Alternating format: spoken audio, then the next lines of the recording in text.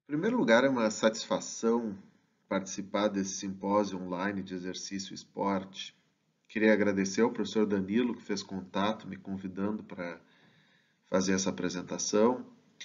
E queria também dizer que eu estou fazendo essa gravação, essa apresentação aqui dos Estados Unidos, na Universidade de Illinois, em Champaign-Urbana, que é onde eu estou trabalhando nesse momento. Para quem não me conhece, eu sou o professor Pedro Alau, formado em Educação Física pela Universidade Federal de Pelotas, fiz mestrado e doutorado na área de Epidemiologia, atuei junto à CAPES, atuei junto ao CNPq e tenho aí, ao longo dos últimos anos, tentado colaborar com o crescimento da área da Educação Física no Brasil. Tive uma experiência importante também como reitor da Universidade Federal de Pelotas, que certamente é uma daquelas experiências que a pessoa não vai esquecer nunca na sua vida. E nos últimos anos, em função da pandemia de Covid-19, eu precisei me envolver bastante com estudos epidemiológicos na área de Covid, os quais geraram uma série de coisas extremamente positivas para a minha vida, em termos de reconhecimento profissional, mas também geraram uma série de problemas, os quais inclusive fazem com que eu esteja nos Estados Unidos nesse momento. Mas eu não vim aqui falar de mim. Eu acho que o objetivo central do convite para participar dessa mesa, e eu já agradeço a oportunidade e faço uma saudação aos colegas que estão dividindo a mesa comigo, é para falar da nossa área. E o que eu estou chamando aqui de nossa área como a atividade física. E não por acaso eu estou gravando essa apresentação com esse slide, que vai ficar todo o tempo aqui, eu não tenho uma sequência de slides, com esses slides que tenta botar a atividade física num contexto global. Porque a ideia que eu queria passar aqui para vocês, durante esses 30 minutos, é como que a atividade física se insere numa agenda global. Especialmente, vamos dizer, numa agenda de saúde global. Mas numa agenda de saúde, a atividade física não pode achar que é um tema isolado e que a gente vive num lugar onde não existem outros problemas, onde não existem outras prioridades. Obviamente, a gente não pode fazer isso. Então, eu vou tentar, ao longo dessa fala, sempre contextualizar a nossa área dentro de uma perspectiva mais macro. E como é que eu estruturei essa fala? Eu tenho aqui um papelzinho aqui, onde tem basicamente o roteiro do que eu vou falar, e eu dividi essa palestra basicamente vamos dizer, em 2 ou 3, vou botar 3 tópicos, tá? O primeiro, eu vou fazer um pouco de uma história, de uma recapitulação da nossa área, não uma história exaustiva, contando os detalhes das pesquisas lá de Londres, na década de 50, não, eu vou tentar fazer uma contextualização para a gente entender aonde que a gente está nesse momento. Feito isso, eu vou tentar categorizar ou dividir os grandes temas da pesquisa em atividade física e saúde, especialmente. E eu vou tentar, então, no final da minha palestra, que na verdade, em termos de minutos, a ideia é que nem seja tão no final, é que seja praticamente toda a segunda metade da minha palestra, tentar fazer essa conexão entre a atividade física e as grandes prioridades da saúde internacional, ou dessa grande área de saúde global. Então, primeiro, eu acho que a gente tem que fazer uma contextualização de o que é essa área que a gente costumeiramente chama de atividade física e saúde. Então, primeiro, embora haja relatos muito mais antigos de o movimento sendo relacionado com saúde, as diferentes manifestações do movimento, A verdade é que, mais sistematicamente, essa área que a gente chama de atividade física e saúde, ela surgiu lá na década de 50, especialmente com aqueles primeiros estudos que todo mundo já ouviu falar, que foram realizados em Londres. O que aqueles estudos mostravam efetivamente? Eles mostravam que quando tu comparava classes de trabalhadores, tipos de trabalhadores, havia uma diferença na incidência de morte por doença coronariana. E aí, então, se fez um raciocínio indutivo, especialmente o professor Jerry Morris, que merece todos os nossos aplausos, de que aquela associação se devia à quantidade de atividade física que era despendida por uma profissão comparada com outra profissão. E isso explicaria os maiores ou menores riscos de doença coronariana. Então, de uma forma ou de outra, a nossa área começou, como a gente gosta de chamar a nossa área, ela começou com esses estudos que mostravam uma influência, mesmo que talvez a gente possa dizer indireta, porque não tinha medida de acelerometria dos cobradores e dos motoristas, não tinha um questionário relatando detalhadamente seu nível de atividade física. O que se sabia era a categoria ocupacional deles. Mas mostra uma relação entre o quanto que a pessoa despende de energia diariamente, no seu trabalho, naquele caso era no seu trabalho, e qual é o risco dela desenvolver uma doença crônica. Se a gente acompanhar, então, a evolução da área, a gente vai ver que logo depois começam a surgir uma série de outros estudos que combinam, ou eu não vou dizer combinam, eu acho que eles aproveitam essa ideia e aí fazem alguns avanços metodológicos. E aí vamos falar especialmente da coorte dos ex-alunos de Harvard, cujo principal líder dos estudos foi o professor Ralph Paffenberger, que foi orientador da doutora Aimin Lee, que hoje é provavelmente a maior pesquisadora da nossa área no mundo. O professor Paffenberger começou a fazer análises parecidas, mas ele já tinha um pouquinho mais de detalhe. Ele não sabia só se o cara trabalhava na profissão A ou na profissão B. Já tinha um questionáriozinho. Nesse questionário já perguntava quantos lances de escada o cara subia por dia, perguntava quanto que a pessoa caminhava. Então já tinha ali um ensaio do que é um questionário de atividade física. E, de novo, consistentemente, mostrava-se associações com tendência linear, muito bonitas, de que as pessoas com mais atividade física, independente do método de mensuração, elas tinham menos risco de uma série de doenças. Começou muito com doenças coronarianas e depois começou a aparecer com alguns tipos de câncer, associações, etc. Então, assim, se a gente pegar a nossa área e tratar isso como o grande início da nossa área, e aí tem toda aquela coisa, quando se pegou o método de Cooper e se tentou traduzir isso para o mundo da saúde, porque no Brasil até se fez uma confusão, se pegou o método de Cooper e tentou traduzir para o futebol profissional, Copa do Mundo, tem toda uma confusão dessa no Brasil.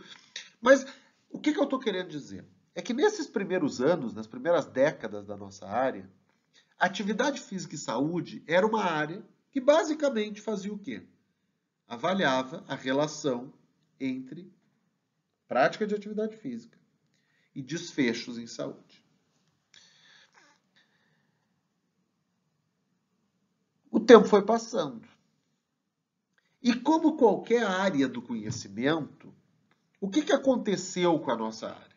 A nossa área começou a produzir evidências. No nosso caso, as evidências foram se tornando muito fortes. Depois de um tempo não se falava mais só de doença coronariana, de câncer, começou a se falar de diabetes, começou a se falar mais de hipertensão arterial, começou a se falar de osteoporose, surgiu toda uma ciência da saúde óssea, começou a se falar de saúde mental, ainda no começo era basicamente depressão que se falava, olha, pessoas ativas parecem ter um menor risco de depressão. E basicamente foi se criando, então, uma ciência da atividade física, mas ainda relacionada com a saúde. E tanto isso é verdade que quando surgem os primeiros guidelines, recomendações de atividade física, elas basicamente são um reflexo do que a ciência produzia até lá. E basicamente o que a ciência produzia até lá eram estudos mostrando a associação entre a prática de atividade física e desfechos em saúde. O que começa a acontecer, então? Assumindo que este fator que a gente estudava ele era relevante para a saúde, a gente começa então a dizer, olha, se ele é relevante para a saúde, a gente tem que saber mais sobre ele. E aí começa toda uma ciência que eu gosto muito bem de dividir, até por questões didáticas, eu gosto de dividir em 5 grandes eixos do conhecimento da nossa área. Ora, se a gente tem um fator de risco que é importante para a saúde, vamos chamar a inatividade física de um fator de risco, ou atividade física de um fator protetor, a gente tem que saber, tem que fazer vigilância desse fator de risco. Em outras palavras, a gente tem que saber o quanto que as pessoas fazem de atividade física. E se tu olhar nos estudos da década de 50, nos estudos da década de 60, nos estudos da década de 70, ninguém fazia estudo para saber qual era a prevalência de inatividade física num lugar. Embora esses estudos sejam metodologicamente mais simples até do que fazer o estudo que o Pfaffenberger fazia, que era uma coorte acompanhando. Ninguém fazia estudo para saber o quanto que tinha de sedentarismo, que agora a gente não chama mais de sedentarismo, a gente chama de inatividade física.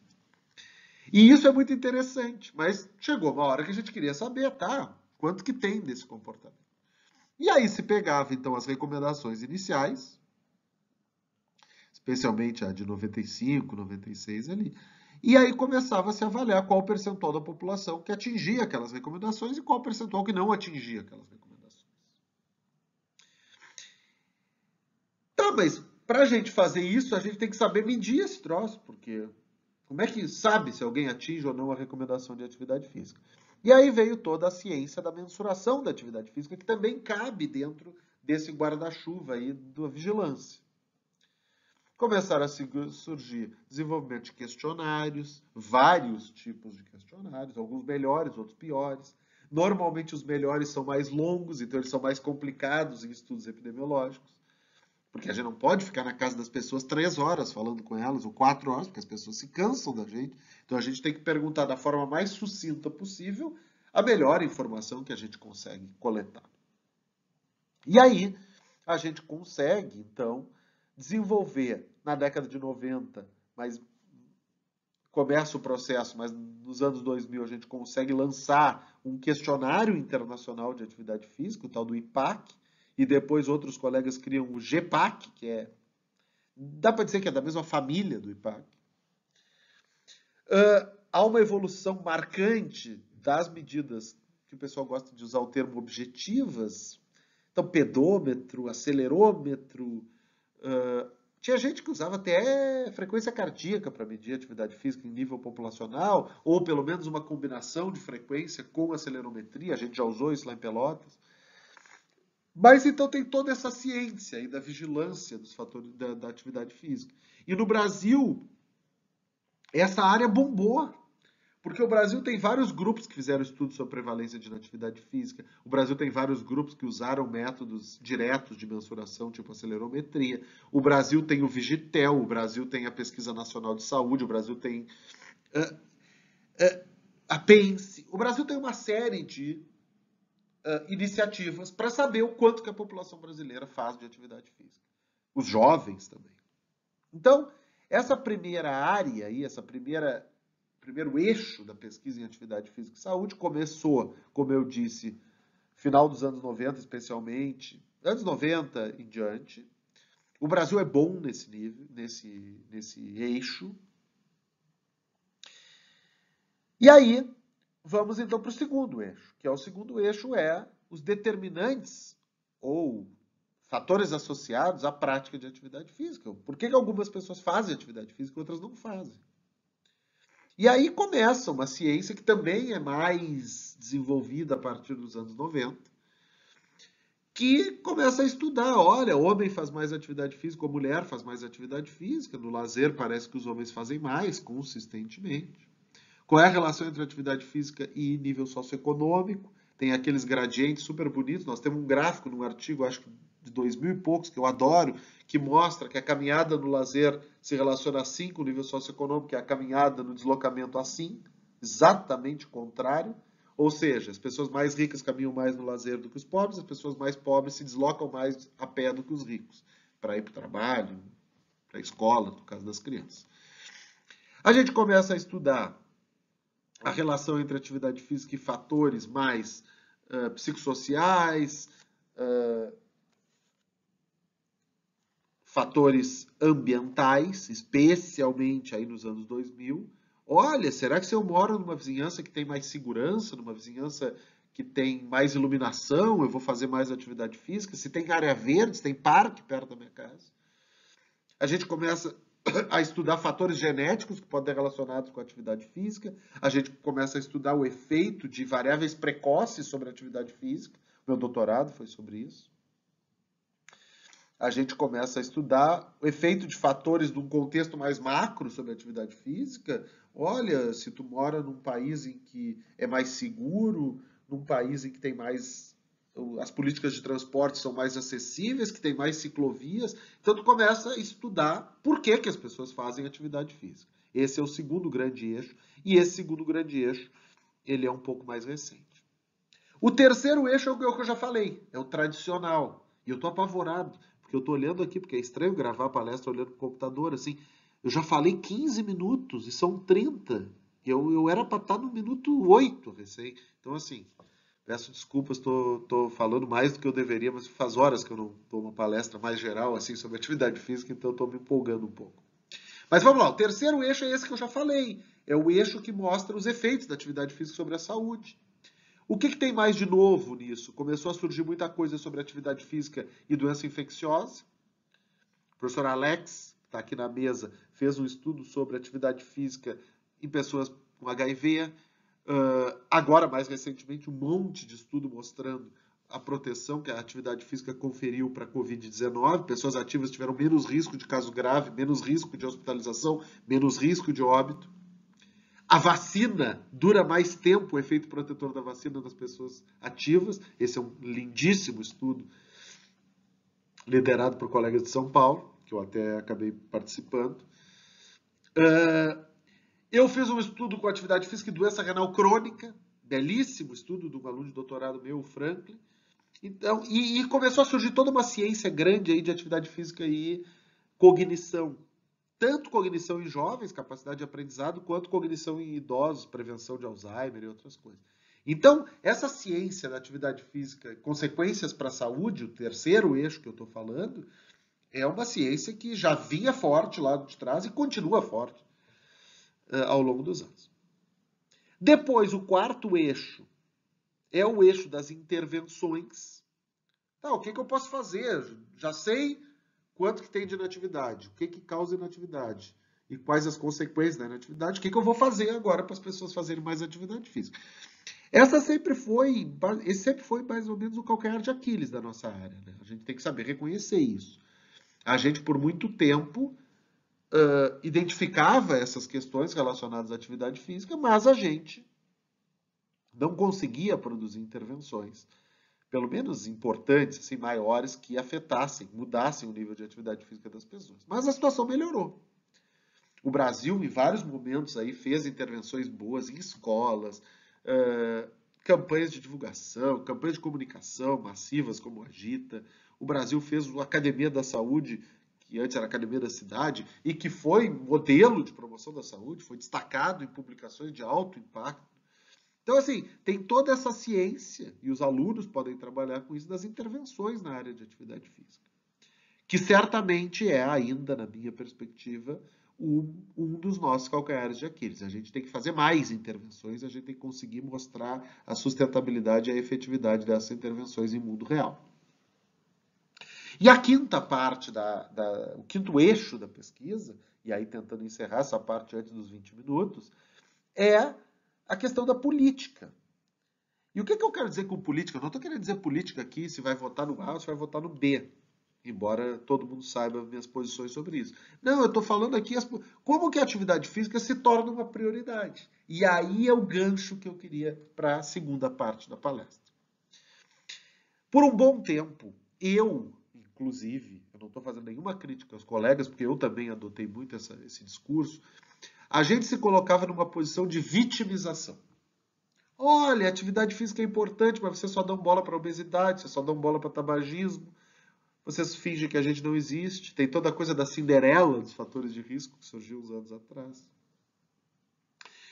Então, como a gurizada gosta de dizer agora, gurizada é coisa de gaúcho, a gente fez muito mimimi, mas era um mimimi necessário, porque a nossa área, comparada com outras, ela tinha muito menos atenção, muito menos financiamento. A gente conseguiu, com a série do Lancet de 2012, uma série de movimentos.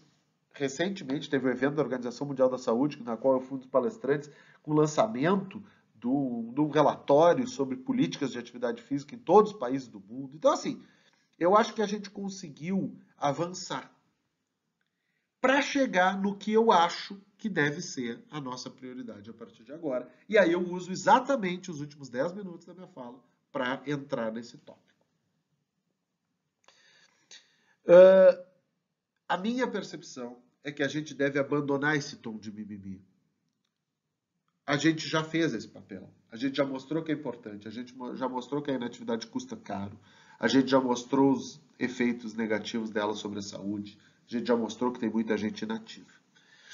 Eu acho que o próximo passo que a gente precisa dar é se posicionar nesse cenário das grandes prioridades em saúde, globalmente. Por quê? O que eu vou argumentar para vocês é que a atividade física ela se relaciona positivamente, no sentido desejado, positivamente nesse sentido que eu estou querendo dizer, com todas as grandes prioridades da saúde pública no mundo. O que eu quero dizer com isso? Vamos lá, eu vou trazer aqui uma lista de grandes prioridades da saúde no mundo. E aí a gente tem que ser realista o suficiente para saber que a prática de atividade física é uma grande prioridade, mas não é a única prioridade. Por exemplo, aquecimento global, mudanças climáticas. Essa é uma grande prioridade. Talvez algumas gerações para frente as pessoas vão pagar pelos erros que a gente comete hoje. Olha, se as pessoas caminharem mais, se deslocarem mais de carro ou de bicicleta para o trabalho, se as pessoas reocuparem os espaços urbanos, se as pessoas priorizarem a maior existência de áreas verdes, etc., todas essas variáveis totalmente relacionadas com a prática de atividade física vai ser bom para a agenda de mudanças climáticas. Ou seja, ao promover a atividade física, a gente pode promover junto a agenda da mudança do combate ao aquecimento global e etc. Segunda grande prioridade de saúde pública, 2/3 das mortes no Brasil, na maioria dos lugares do mundo, são de doenças crônicas. E essa é a associação mais óbvia. Então, doenças decorrentes do excesso de peso, doenças decorrentes da inatividade física, doenças decorrentes pressão arterial elevada, todas elas estão interconectadas. Então, a atividade, se a gente conseguir criar um mundo em que as pessoas são mais ativas, através de mudanças ambientais, através de mudanças políticas, através de mudanças de legislação, a gente vai ter menos doença crônica. E aí eu já pulo para o terceiro, que são as doenças infecciosas e o recrudescimento de doenças infecciosas. Se durante essa pandemia nós tivéssemos desde o começo reconhecido o papel importantíssimo que a atividade física tem sobre a função imunológica, a gente poderia ter tido muito menos mortes por Covid-19. Ao invés de ficar naquela briga mercadológica ridícula, se as academias tinham que estar abertas ou fechadas durante o período de distanciamento, a gente poderia estar discutindo de verdade, implementando políticas de promoção da atividade física, respeitado o distanciamento necessário daquele momento. Então, quando tivermos a próxima pandemia, é bem provável que as pessoas fisicamente ativas tenham, de novo, menos risco de casos graves. É possível que nós tenhamos outros momentos de distanciamento ou de lockdown. E para isso nós precisamos ter políticas de promoção da atividade física em ambientes menores, em ambientes mais próximos da residência.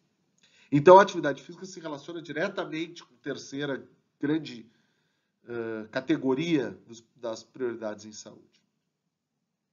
A quarta grande prioridade em saúde no mundo inteiro é uma combinação de envelhecimento populacional, que é decorrente de bons resultados da saúde pública em vários lugares do mundo, e um gigantesco arcabouço de problemas de saúde mental, saúde do cérebro, cognição e essa explosão das pessoas vivendo com problemas de cognição ou doença de Alzheimer. E a atividade física é extremamente importante nessa área.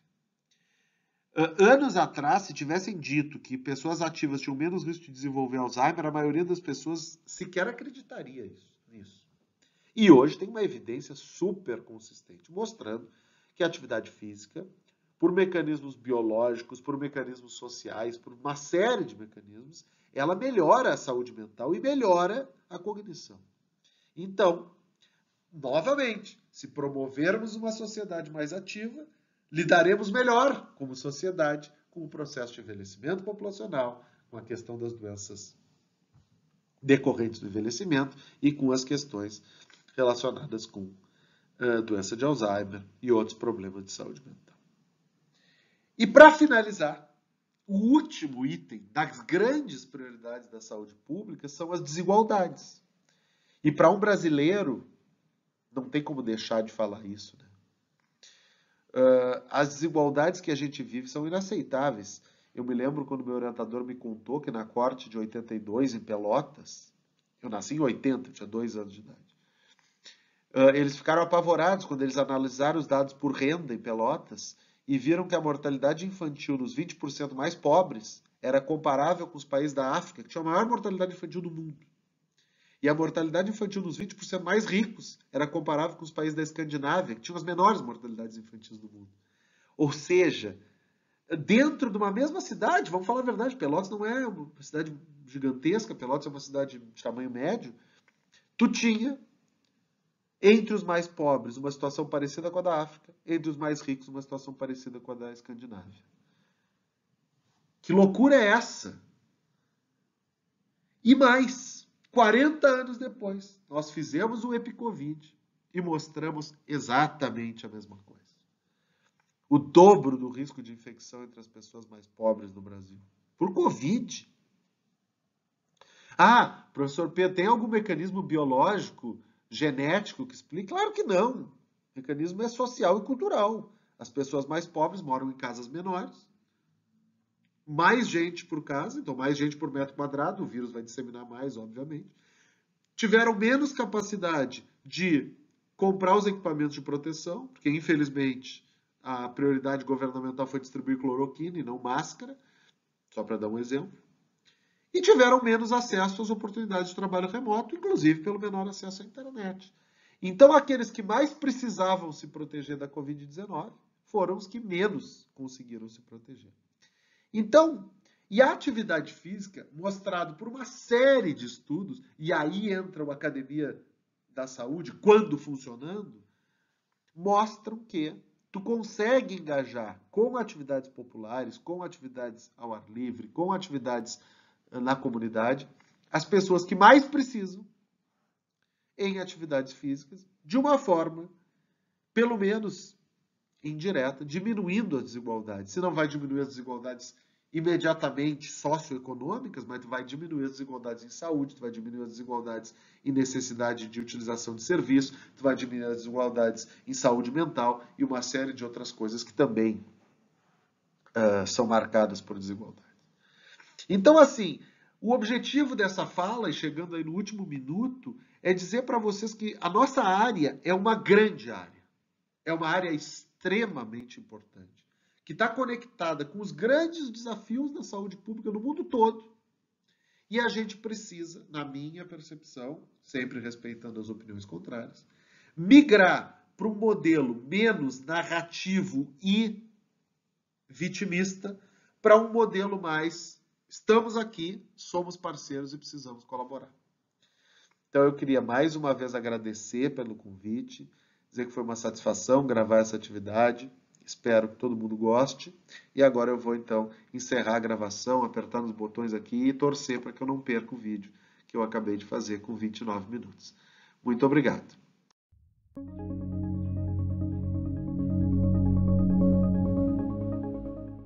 Muito boa tarde. Inicialmente eu gostaria de agradecer o convite do professor Danilo Boccalini, dizer que é um prazer estar participando aqui do simpósio e também Um prazer estar compartilhando essa mesa com meu grande amigo, o professor Pedro Curialau. Eu sou professor aqui da Universidade de São Paulo. A minha unidade é a Escola de Artes, Ciências e Humanidades, aqui da Zona Leste, do campus leste da cidade de São Paulo. E atualmente eu estou como líder do Grupo de Estudos e Pesquisas Epidemiológicas em Atividade Física e Saúde, GEPAF-USP. E nós estamos conduzindo um grande estudo aqui em São Paulo, que tem a ver com a temática que eu vou discutir com vocês hoje, sobre a influência do ambiente construído das cidades na promoção da atividade física. Basicamente, eu vou fazer uma introdução, argumentando sobre as cidades e a saúde pública, as cidades e a atividade física, e depois falar um pouco do estudo de São Paulo. Aqui é uma afirmativa. As cidades contribuíram para melhorar a qualidade de vida das pessoas e da saúde pública. Esse livro do professor Paulo Saldiva, que é um professor titular aqui da Faculdade de Medicina da Universidade de São Paulo, um dos grandes cientistas nessa área de saúde ambiental, retrata bem isso. Então ele conta a história, a origem das cidades, a história das cidades e como elas contribuíram para melhorar o acesso das pessoas a trabalho, renda, moradia adequada, tecnologia, cultura, lazer, convívio social.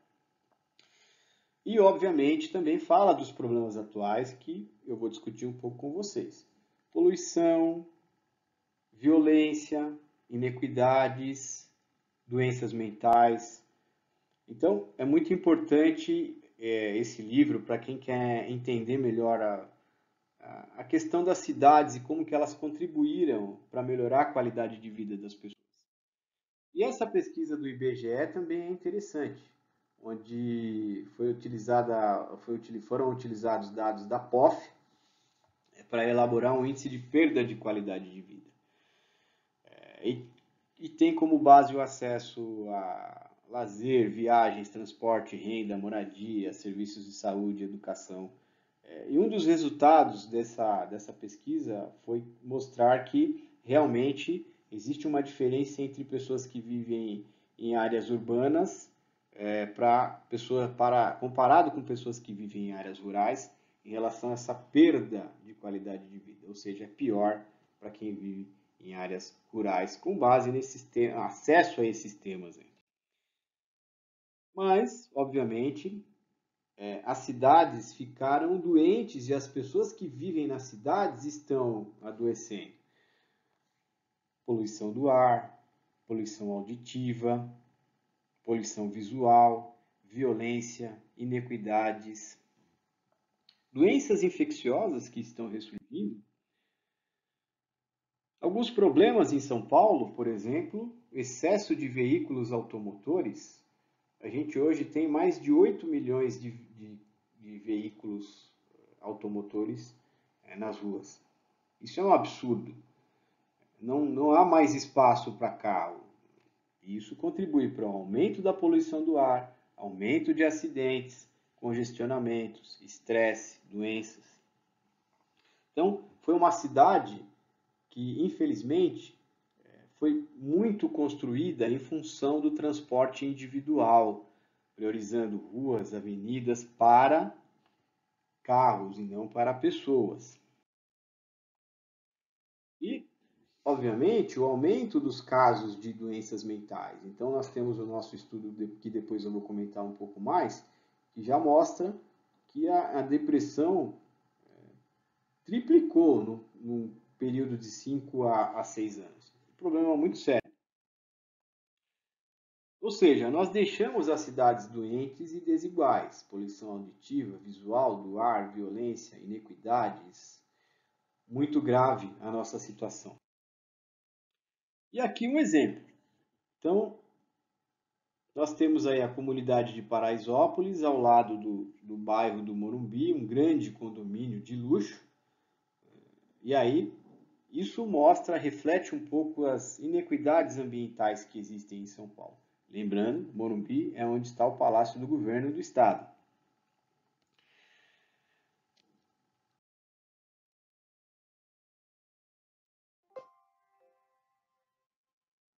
E esse dado que nós publicamos recentemente, que eu vou falar mais para frente depois desse artigo, mostra um pouco também das desigualdades de renda que tem em São Paulo.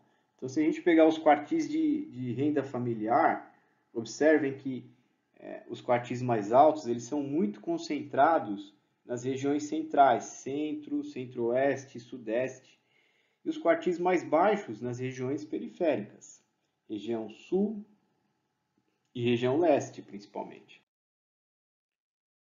Mas tem solução. E aí a gente vai falar um pouco do estudo que a gente está desenvolvendo.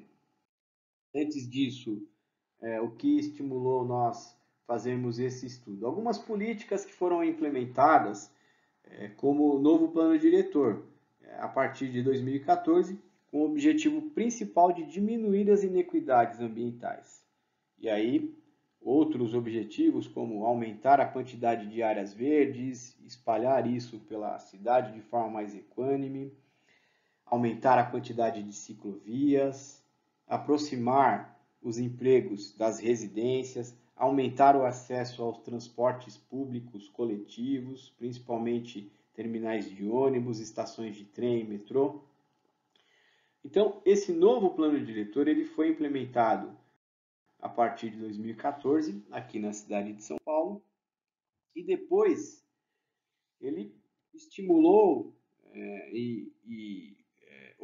outras políticas, né, que foram também implementadas, como o Plano Municipal de Mobilidade Urbana, a partir de 2015, que aí já tem objetivos específicos para aumento de ciclovias, terminais de ônibus, estações de trem, metrô, principalmente essa questão do transporte, o transporte ativo com foco no uso da bicicleta, e depois o Estatuto do Pedestre, transporte ativo com foco na caminhada, que foi implementado a partir de 2017.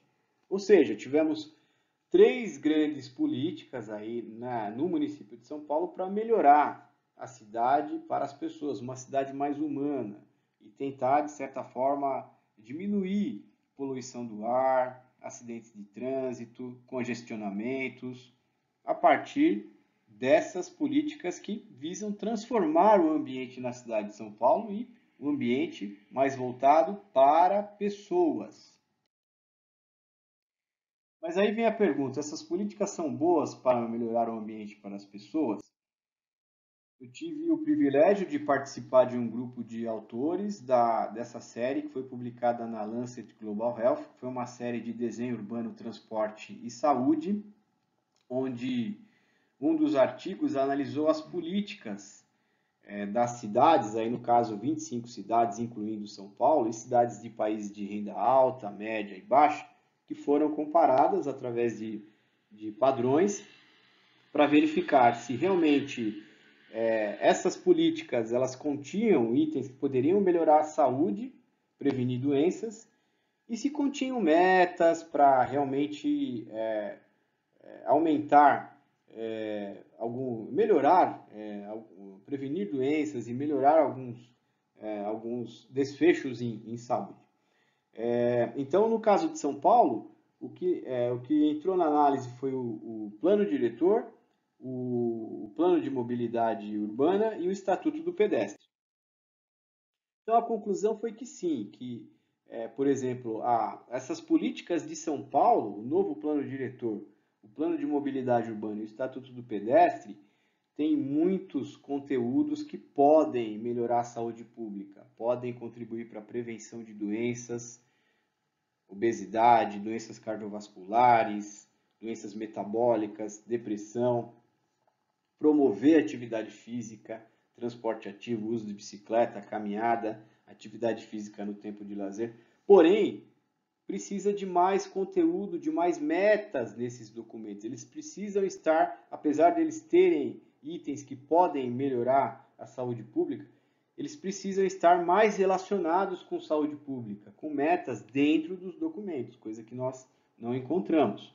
Então tem lá, precisa aumentar a quantidade de áreas verdes. Mas quanto que esse aumento pode contribuir, por exemplo, para diminuir problemas de doenças mentais? Ou para promover atividade física no tempo de lazer? Precisa aumentar a ciclovia, mas o quanto que a gente quer de aumento de pessoas usando a bicicleta no período de 2 anos? Qual a meta para isso? Ou no período de 10 anos? Precisa melhorar as calçadas, precisa controlar a velocidade de tráfego de carros, mas o quanto que isso pode contribuir para o aumento na caminhada como forma de deslocamento. Então precisa de trabalhar mais as metas. E aí vem a outra pergunta, né? Mas será que essas políticas que foram implementadas, novo plano diretor, plano de mobilidade urbana, estatuto do pedestre, será que elas estão contribuindo para melhorar a promoção da atividade física?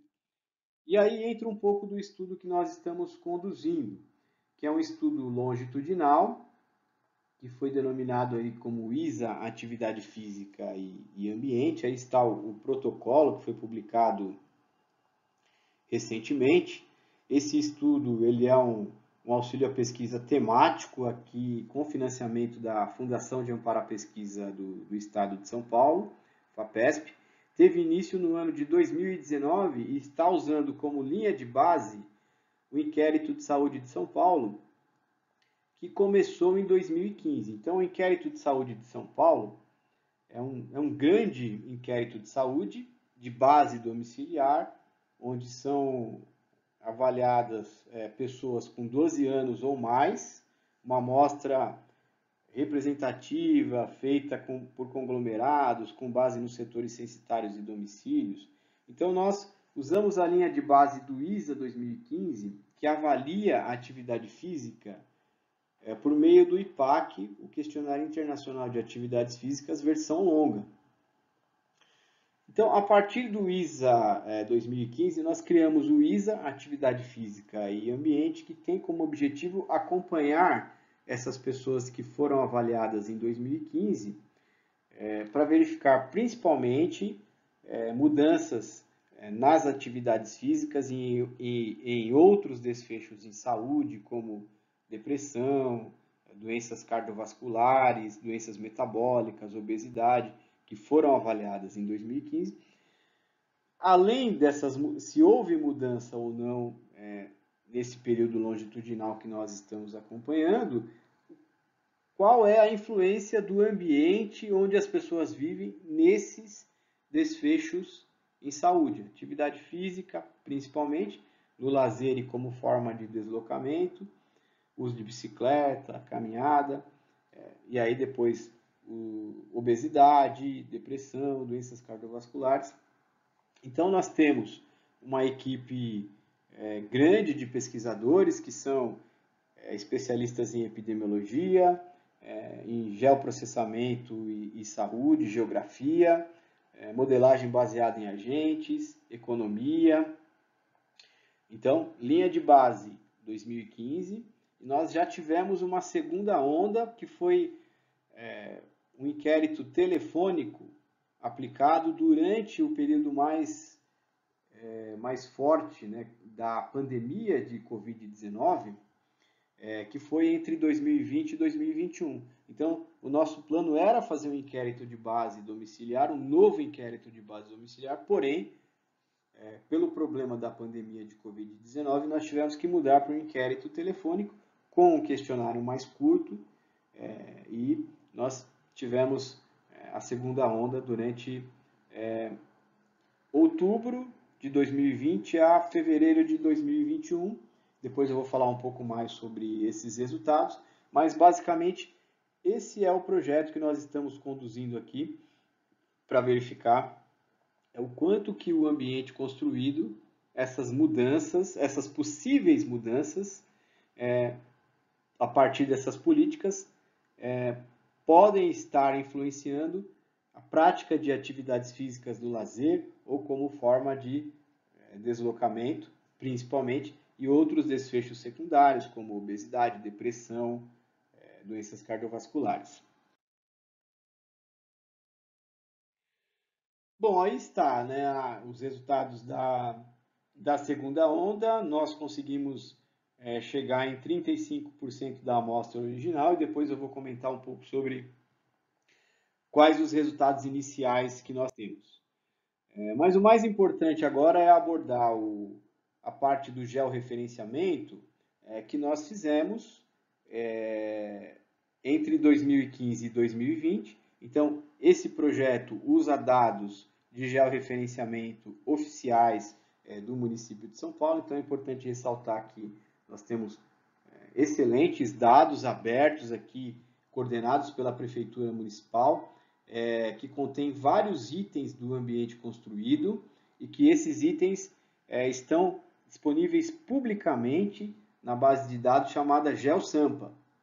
Então, os interessados podem ir nessa base de dados ou verificar com os mapas diretamente no site ou fazer o download dos dados para fazer essas análises que nós estamos usando aqui para o nosso projeto e que um dos responsáveis no nosso projeto foi o Inayan Pignatti Teixeira, que foi o pós-doutor do projeto. Atualmente ele é professor da Universidade Estadual de Minas Gerais e que o pós-doutorado dele foi para verificar possíveis diferenças ocorridas no município de São Paulo e também no entorno das residências da nossa amostra, que nós avaliamos na segunda onda, de vários itens ambientais, incluindo áreas verdes, acesso a transporte público coletivo, clubes esportivos, ciclovias.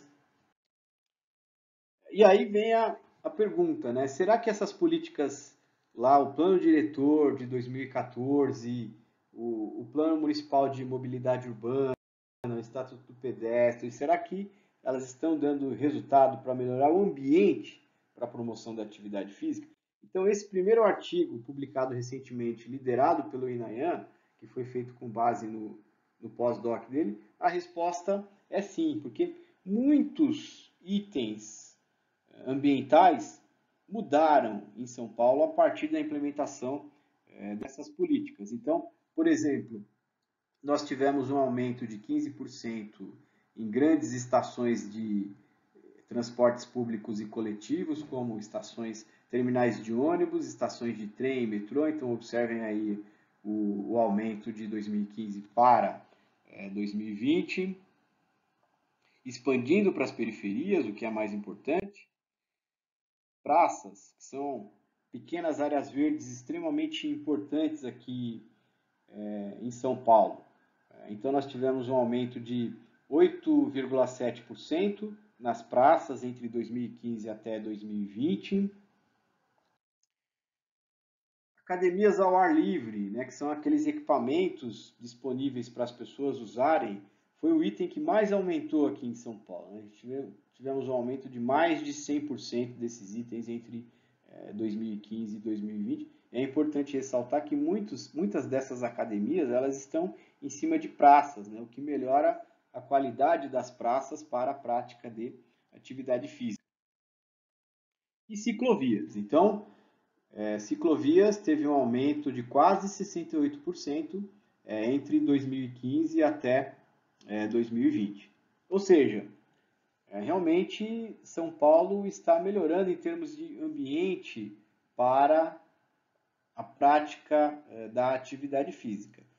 Só que nós identificamos que ainda é preciso melhorar, aumentar mais nas regiões periféricas, principalmente, se a gente pegar esse mapa aí das ciclovias, principalmente Zona Sul, precisa aumentar mais, e o extremo leste. A gente precisa expandir mais esses itens ambientais para diminuir mais essas inequidades, mas São Paulo está no caminho certo. Né? Então, por exemplo, uma foto aqui, essa foto é icônica, né, do Parque Minhocão, né, que é uma grande estrutura, um viaduto no centro antigo de São Paulo, que foi construído na década de 70, basicamente priorizando o transporte individual, e que ao longo dos anos ele foi sendo fechado para os carros, principalmente porque as pessoas que moravam ali no entorno não tinham condições de dormir, então começou a ser fechado no período noturno e as pessoas elas foram se apoderando do ambiente para usar para praticar atividade física. Isso inicialmente sem incentivo do poder público. E depois, como começou esse movimento forte, né, das pessoas usarem essa estrutura para praticar atividade física, então o poder público começou a estudar a transformação desse viaduto num parque e atualmente hoje nós temos uma lei do Parque Minhocão, que tem como objetivo fechar de forma permanente essa estrutura para os carros e transformar num parque, né? Então, por exemplo, hoje o Parque Minhocão ele é aberto, né, para as pessoas durante o período noturno e durante todos os finais de semana. Então, fecha para os carros, por exemplo, toda noite a partir das 8 da noite e reabre às 6 da manhã para os carros. E nos finais de semana ele fecha às 8 da noite da sexta-feira e só reabre na segunda-feira. E as pessoas usam esse ambiente para praticar atividade física. Muito importante isso. E temos dados que realmente mostram que a atividade física no lazer no município de São Paulo está crescendo. Então teve esse estudo aí de um aluno de mestrado meu, que mostra que a prevalência de pessoas que, aí no caso, com dados do Vigitel, aqui do município de São Paulo, prevalência de prática de exercícios físicos e esportes, sim ou não, no tempo de lazer, aumentou, se a gente comparar 2006 com 2016. E agora, alguns resultados aqui do nosso estudo, lembrando que nós conseguimos, nessa segunda onda, entrevistar, avaliar 35% da amostra original, da linha de base, e principalmente porque foi uma entrevista feita por telefone. Alguns resultados aí, né? A gente teve um aumento da atividade física no tempo de lazer, caminhada no lazer aumentou, um grande aumento da caminhada no lazer, né? Se a gente comparar as duas prevalências. Aumento também do transporte, caminhada no transporte, porém, aumento também em alguns problemas aí, como obesidade aumentou, hipertensão aumentou, a depressão que eu já falei aumentou. Então, aumentou a atividade física, mas também aumentaram problemas como obesidade, hipertensão, depressão. O uso da bicicleta não aumentou, ficou estável. Então a gente tem uma prevalência muito parecida aí, né, dos dois acompanhamentos. E agora os nossos desafios desse momento. Então nós tem 4 alunos de doutorado, dois pós-doutorandos. A gente está trabalhando muito fortemente para verificar a relação dessas práticas de atividade física no lazer ou como forma de transporte com variáveis ambientais. Então, por exemplo, a gente tem índice de walkability, score de espaços públicos abertos, parques, praças, ciclovias, acesso a grandes estações de transporte, o quanto que essas mudanças entre 2015 e 2020, elas podem estar relacionadas com o ambiente onde as pessoas vivem. E também a relação com outros desfechos em saúde, né? O quanto que, por exemplo, a atividade física pode ter contribuído para prevenir depressão, obesidade, doenças cardiovasculares, e também o quanto que o ambiente onde as pessoas vivem podem ter contribuído para prevenir esses problemas. Além disso, nós temos também o acompanhamento de lideranças, temos lideranças de ONGs de transporte ativo, bicicleta, caminhada, gestores de entidades municipais, de diferentes secretarias, do Verde, do Transporte, Esporte, que estão acompanhando esse projeto. E a ideia é que as evidências que sejam produzidas aqui possam ser aplicadas, né? Esse é o principal objetivo. Também estamos trabalhando com modelagem baseada em agentes, sistemas complexos, análise de custo-efetividade. E também agora, o nosso outro desafio será fazer a terceira onda do estudo, né? A partir do próximo ano, um novo inquérito domiciliar, em que nós vamos aplicar o IPAC novamente, o IPAC longo e outros, fazer uma nova avaliação das doenças, o autorrelato de doenças e usar nessa nova onda acelerômetros para medir atividade física. Então é isso. Bom, gostaria de agradecer todas as pessoas do meu grupo que estão colaborando, do GEPAF USP, uma foto de alguns deles aqui, e muito obrigado pela atenção de vocês.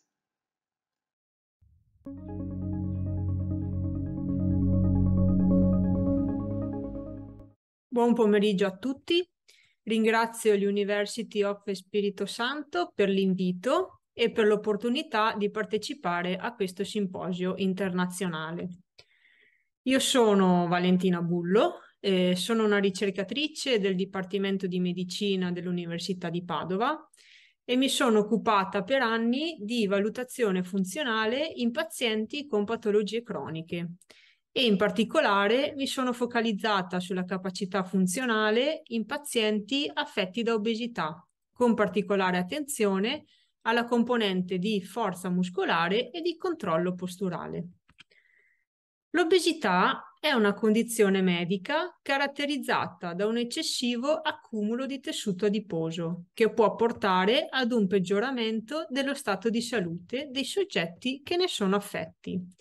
Secondo l'Organizzazione Mondiale della Sanità, il grado di obesità viene definito sulla base dell'indice di massa corporea, che è una misura biometrica che mette in relazione il peso corporeo con la struttura del soggetto. Ad esempio, un indice di massa corporea superiore ai 30 mi indica uno stato di obesità. Tuttavia, per una maggior analisi dello stato di salute del soggetto affetto da obesità, l'indice di massa corporea viene spesso associato alla circonferenza vita. L'obesità associata ad una circonferenza vita superiore ai 102 cm negli uomini e agli 88 cm nelle donne mi comporta un ulteriore aumento di rischi per la salute. Questa associazione è legata alla distribuzione ectopica del tessuto adiposo, che può avvenire in due modalità. Posso avere una distribuzione periferica o principalmente sottocutanea, con un accumulo a livello delle cosce e delle estremità. Oppure posso avere una distribuzione addominale o viscerale, con un accumulo a livello dell'addome. La distribuzione addominale è la condizione più sfavorevole per la salute. Infatti, si è visto come questa tipologia comporti una migrazione di cellule adipose a livello dei tessuti ed organi adiacenti, in particolare a livello cardiaco, epatico e pancreatico. Questa migrazione induce delle alterazioni nella funzionalità specifica dell'organo colpito, con conseguente aumento del rischio di insorgenza di patologie croniche. Questo fa sì che l'obesità sia un fattore di rischio per patologia quali ipertensione, dislipidemia, diabete mellito di tipo 2 e sindrome metabolica, così come comporti un aumento del rischio di sviluppare tumori, patologie cardiovascolari e disfunzioni muscoloscheletriche. I fattori di rischio per l'insorgenza dell'obesità sono molteplici. Alcuni farmaci possono indurre un accumulo di tessuto adiposo. I fattori genetici che si è visto incidere per circa il 25%, come ad esempio alterazioni nella captazione della leptina, che favorisce il senso di sazietà. Stress e fattori psicosociali, un eccessivo introito calorico con il cibo, disfunzioni ormonali come ad esempio l'ipotiroidismo e ultimo ma non per importanza la sedentarietà. L'intervento per il trattamento dell'obesità è multidisciplinare. Il trattamento non chirurgico prevede la terapia comportamentale, quella farmacologica e un cambiamento nello stile di vita. Se questo tipo di intervento non ha successo, si può optare per il trattamento chirurgico, che induce un rapido calo ponderale, la remissione di alcune comorbidità e del relativo utilizzo di farmaci. L'accesso alla chirurgia bariatrica però ha dei criteri di inclusione e tra questi troviamo un indice di massa corporeo che deve essere superiore di 40 o un indice di massa corporea maggiore di 35 con presenza di comorbidità.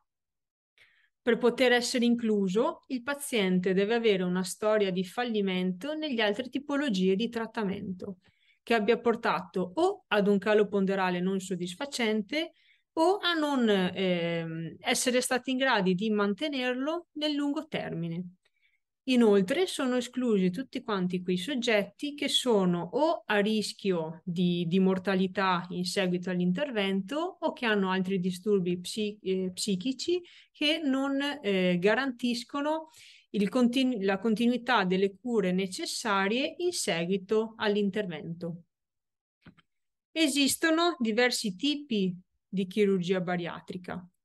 La chirurgia di tipo restrittiva ha come obiettivo la riduzione della porzione di stomaco utilizzabile.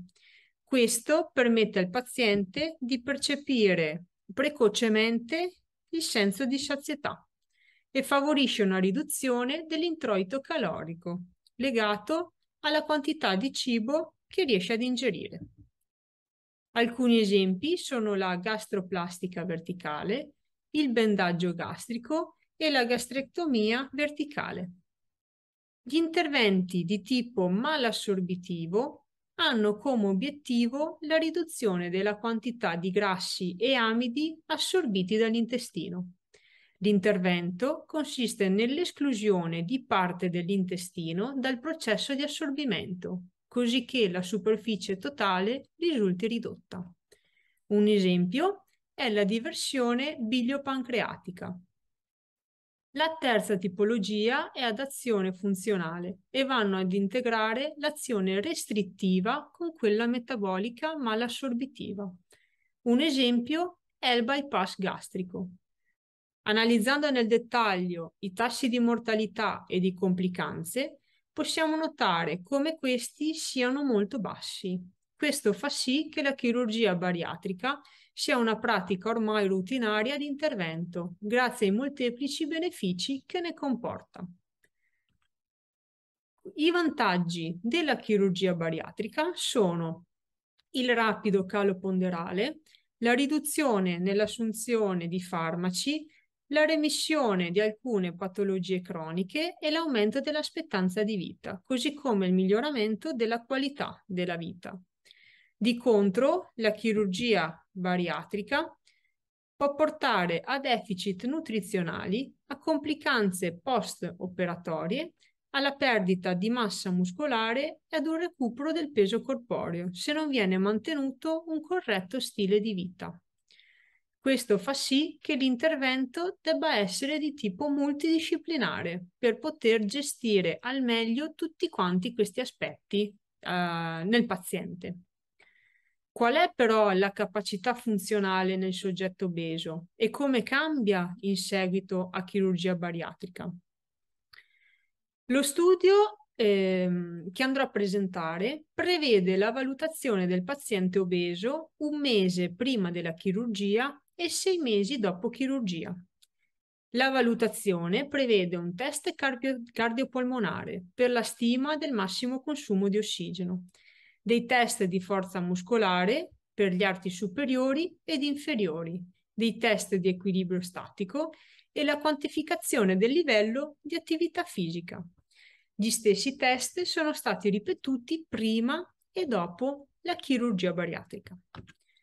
I criteri di inclusione prevedevano pazienti con un indice di massa corporea superiore a 35 ed un'età maggiore di 18 anni al loro primo intervento chirurgico e che non presentassero patologie in grado di alterare i risultati, come ad esempio aver avuto una storia di cancro o essere affetti da sclerosi multipla. In totale sono stati inclusi nell'analisi 48 uomini e 126 donne, tutti sottoposti ad intervento di gastrectomia verticale. La forza dell'arto superiore è stata valutata tramite un dinamometro. Si chiedeva al paziente di sedersi sulla sedia, di tenere il gomito flesso a 90 gradi e l'avambraccio leggermente supinato e da questa posizione doveva stringere il dinamometro per 5 secondi esprimendo la massima forza possibile. Il test è stato eseguito sia con l'arto dominante sia con l'arto non dominante e analizzato sia in assoluto sia in relativo, quindi in rapporto a quello che era il peso corporeo. Sono state fatte 3 prove per ciascun arto e la prova migliore è stata usata per individuare il percentile di riferimento sulla base di una popolazione simile, quindi di pari età, pari statura e pari dominanza. La forza degli arti inferiori invece è stata valutata con una macchina isocinetica. La prova isometrica consiste in una contrazione esplosiva in estensione mantenuta per 5 secondi ad un angolo di 75 gradi partendo dalla massima estensione del soggetto. La prova isocinetica invece consisteva nell'eseguire 5 estensioni e flessioni continue a range articolare completo. Anche qui è stato valutato sia in assoluto sia in relativo rispetto al peso corporeo. L'equilibrio statico è stato valutato su pedana stabilometrica. Il soggetto doveva rimanere con i piedi uniti e le braccia lungo i fianchi, il più fermo possibile per 30 secondi. La prova è stata eseguita ad occhi aperti e ad occhi chiusi. I parametri presi in analisi sono stati lo sway PET, ovvero la velocità del centro di pressione, la sway area, ovvero l'area che comprende il 95% del tragitto percorso dal centro di pressione, e le oscillazioni antero-posteriori e medio-laterali, ovvero la massima distanza raggiunta antero-posteriormente e lateralmente. Infine, il livello di attività fisica è stato valutato con il Global Physical Activity Questionnaire, che identifica la quantità di attività fisica eseguita al lavoro, quella dedicata agli spostamenti, l'attività fisica nel tempo libero e i minuti di sedentarietà quotidiana. Le analisi prese in esame prima della chirurgia avevano l'obiettivo di capire se ci fossero delle correlazioni tra caratteristiche antropometriche e capacità funzionale. I risultati hanno mostrato delle correlazioni negative statisticamente significative tra l'età e la forza degli arti inferiori e tra l'età e lo sway PET, solo nel campione di donne. Questo significa che nel paziente obeso l'aumentare dell'età comporta una ridotta capacità funzionale, soprattutto a livello di forza degli arti inferiori. Se invece andiamo a correlare il peso corporeo con la capacità funzionale, vediamo come all'aumentare del peso aumenta la forza isometrica degli arti superiori. Per quanto riguarda l'equilibrio, all'aumentare del peso diminuiscono le oscillazioni e questo si traduce in un miglior controllo posturale. Questi dati sono statisticamente significativi solo nel gruppo di donne. Come ci si aspetta, in seguito a chirurgia bariatrica si verifica un significativo calo ponderale, una riduzione dell'indice di massa corporea e della circonferenza vita. Andando a correlare le caratteristiche antropometriche prima della chirurgia con il calo ponderale, possiamo vedere come l'età sia negativamente correlato al calo ponderale. Quindi, soggetti più giovani presentano un calo ponderale maggiore rispetto ai più anziani. Il calo ponderale, invece, è positivamente correlato con il peso corporeo, l'indice di massa corporea e la circonferenza vita prima della chirurgia. A livello funzionale, dopo chirurgia bariatrica, si assiste ad una riduzione statisticamente significativa nella forza di prensione dell'arto dominante, sia nei maschi che nelle femmine. Al contrario, la forza relativa corretta per il peso corporeo aumenta in entrambi gli arti e in ambo i sessi.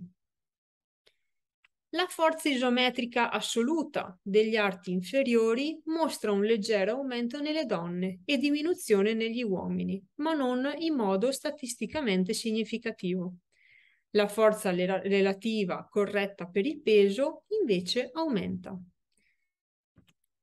In modo analogo, la forza isocinetica degli arti inferiori non presenta cambiamenti statisticamente significativi in assoluto, mentre in relativo c'è un miglioramento statisticamente significativo. Se andiamo invece a comparare i livelli di forza muscolare con il calo ponderale, possiamo vedere come livelli di forza isometrica maggiori siano correlati ad un maggior calo ponderale nelle donne. Quindi la performance muscolare sembra essere un fattore prognostico positivo per il calo ponderale indotto dalla chirurgia, almeno per quanto riguarda il campione delle donne. Per quanto riguarda invece l'equilibrio statico ad occhi aperti, possiamo vedere come in seguito alla chirurgia ci sia una riduzione delle oscillazioni antero-posteriori in entrambi i gruppi, mentre nelle donne si verifica anche un miglioramento nei parametri di Sway PET e Sway Area. Ad occhi chiusi, invece, non ci sono modificazioni statisticamente significative. Se invece andiamo a valutare le correlazioni tra equilibrio statico e calo ponderale, le uniche correlazioni significative si trovano nel test ad occhi chiusi, dove maggiore è il calo ponderale, maggiori sono gli aumenti nelle oscillazioni. Questo si traduce in un peggioramento dell'equilibrio statico in seguito ad importanti cali ponderali, nella condizione ad occhi chiusi. Per quanto riguarda il livello di attività fisica, si assiste dopo chirurgia ad un aumento dei MEZ settimanali totali, legati all'aumento dei MEZ spesi in attività di trasporto attivo, come ad esempio utilizzare la bici o raggiungere un luogo a piedi, e nelle attività del tempo libero. I minuti quotidiani dedicati ad attività sedentarie invece diminuiscono in entrambi i sessi, ma solo nel gruppo di uomini questo calo è statisticamente significativo. Andando a stratificare i diversi soggetti per il livello di attività fisica, prima della chirurgia bariatrica, oltre il 50% dei pazienti risultava sedentario, un 17% o 24% poco attivo, mentre solo il 23% delle donne e il 31% degli uomini erano fisicamente attivi. Al seguito della chirurgia, questo trend è praticamente invertito, dove si va praticamente a raddoppiare quello che è il numero di pazienti fisicamente attivi dopo chirurgia. Tuttavia, si può vedere come un 21% delle donne e un 19% degli uomini risulti ancora sedentario. Ed è qui che siamo intervenuti cercando di coinvolgerli in un percorso di avviamento all'esercizio fisico. L'intervento prevedeva una valutazione funzionale prima dell'inizio del protocollo di esercizio e in seguito alla somministrazione dell'esercizio. I test facevano parte della batteria del Six Senior Fitness Test. Per la valutazione della forza muscolare degli arti inferiori, il soggetto doveva alzarsi e sedersi dalla sedia il maggior numero di volte possibile, mentre per la forza muscolare degli arti superiori il soggetto doveva eseguire il massimo numero di flessioni ed estensioni del gomito con un manubrio e il test è stato eseguito con entrambi gli arti. L'equilibrio dinamico prevedeva che il soggetto si alzasse dalla sedia, camminasse il più velocemente possibile verso un cono e ritornasse alla sedia per sedersi. Il test doveva essere eseguito nel minor tempo possibile. I test di flessibilità valutavano sia il cingolo scapolo-omerale che la catena posteriore. Il protocollo di esercizio comprendeva 10 sedute di allenamento della durata di 60 minuti, eseguito 2 volte a settimana. La fase di riscaldamento aveva la durata di 10-15 minuti e comprendeva attività aerobiche e mobilità articolare generale.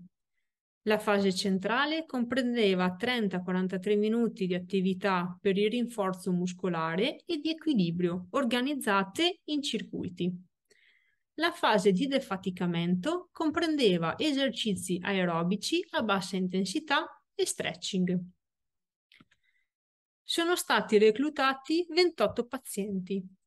3 pazienti non hanno completato il percorso per problemi legati al lavoro, di infortunio o personali. Quindi nell'analisi finale sono stati inclusi 25 soggetti. Di questi 4 erano maschi e 21 erano femmine.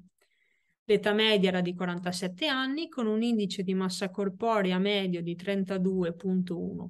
Le comorbidità maggiormente rappresentative comprendevano patologie cardiache, ipertensione, diabete mellito di tipo 2.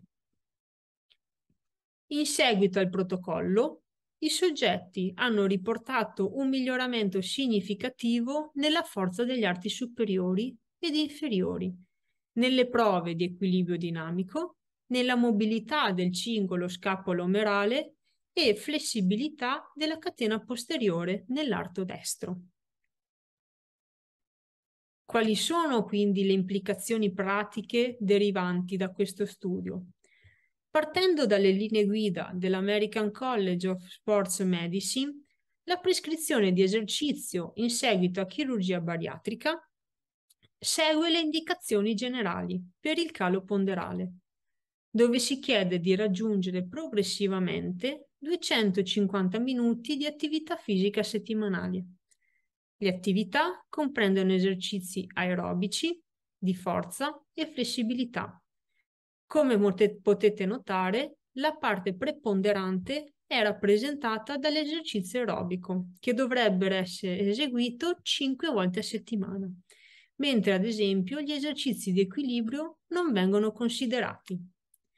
Sulla base però dei risultati ottenuti, possiamo affermare che prima della chirurgia la forza muscolare è direttamente correlata al peso corporeo e inversamente correlata all'età.